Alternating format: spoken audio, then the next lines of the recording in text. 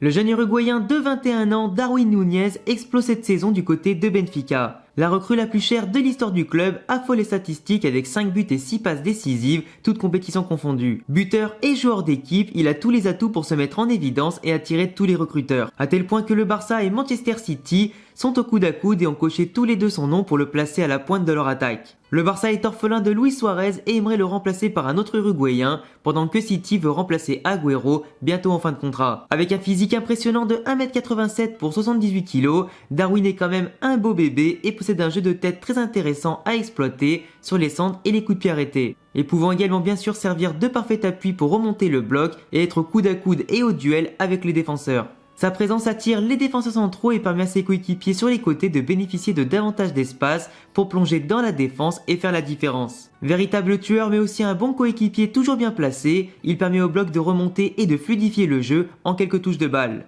À l'aise techniquement, très bon en dribble et surtout rapide balle au pied ou une fois lancé, et doté d'un bon sens tactique, il représente un atout intéressant et possède encore une grande marge de progression en tant que jeune joueur. Il peut apporter un profil complet et totalement différent de Gabriel Jesus, Agüero ou encore Griezmann, et pouvant s'incorporer à merveille dans chacun des schémas tactiques. Utilisé en pointe dans un schéma à un seul attaquant ou bien avec un deuxième attaquant en soutien de Darwin, ce joueur sait faire la différence et être égoïste quand il le faut. Sélectionné avec l'Uruguay, son ascension ne fait que commencer également au niveau international et il rêve de participer à chaque grande compétition internationale pour faire grimper sa cote sur le mercato et rejoindre forcément un très grand club.